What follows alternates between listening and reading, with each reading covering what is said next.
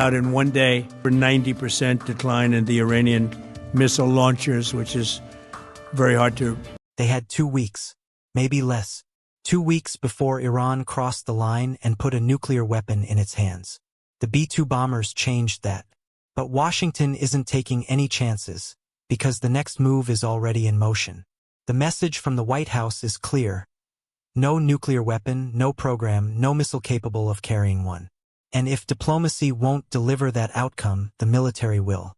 Right now, at Udeid Air Base in Qatar, the largest American military installation in the entire Middle East, the posture has shifted. This is no longer a peacetime presence. This is full combat readiness. Soldiers from the 82nd Airborne Division's Rapid Deployment Brigade have been touching down by the plane load, pitching tents in the desert sand, and locking in their assignments. They aren't here for training. They are here for one reason, and they are waiting for the word. The target? Khark Island, Iran's primary oil export terminal, sitting in the Persian Gulf. The assault plan exists. The troops have been briefed. The aircraft are fueled. All that's missing is the command.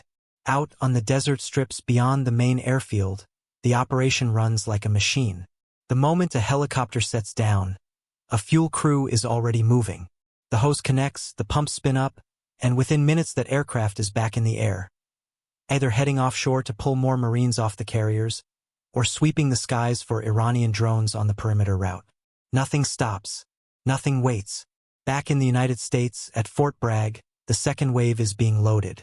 C-17 cargo holds are being packed with everything needed to fight and win in the Persian Gulf. M1 Abrams tanks, each one weighing 70 tons, drive up the loading ramps one at a time, barely clearing the edges of the cargo bay. Behind them come HIMARS rocket systems, armored personnel carriers, fuel tankers, and military tow trucks. Every vehicle is locked to the cargo floor with heavy steel chains. Front, rear, both sides, tightened with turnbuckles and checked by hand before the ramp seals shut. A single tank shifting mid-flight can tear through the fuselage. The load masters don't leave until every chain passes inspection. 14 hours later, the ramps drop in Qatar. The HIMARS vehicles roll off first. They move straight to firing positions along the coastline, within range of Khark Island if the strike order comes. Armor fans out to the gates, the fence lines, the command buildings, the ammunition depots. Fuel tankers head to the desert strips. The base is hardening by the hour. At camp, the paratroopers who landed on earlier flights are already running through the alert sequence. Officers brief the trigger procedures, what happens when the alarm sounds, which vehicles each unit mounts, the exact order of movement from standby to full assault deployment. Then the soldiers get to work on their weapons. Wooden crates crack open. Belted machine gun ammunition is pulled out round by round, inspected for damage, loaded into M240S and M2 heavy guns mounted on the vehicles. Gunners cycle the actions, confirm the feed, lock the mounts. Rifle squads load their M4 magazines. Anti-tank teams pull out javelin launchers and power up the thermal sights. A staging camp is becoming a fighting position in real time. The V-22 Ospreys on the base are mission-ready. Maintenance crews have already checked the tilt-rotor engines and tested the hydraulics. If the assault on Khark Island is authorized, those Ospreys carry the paratroopers across the Gulf and put them directly on the island.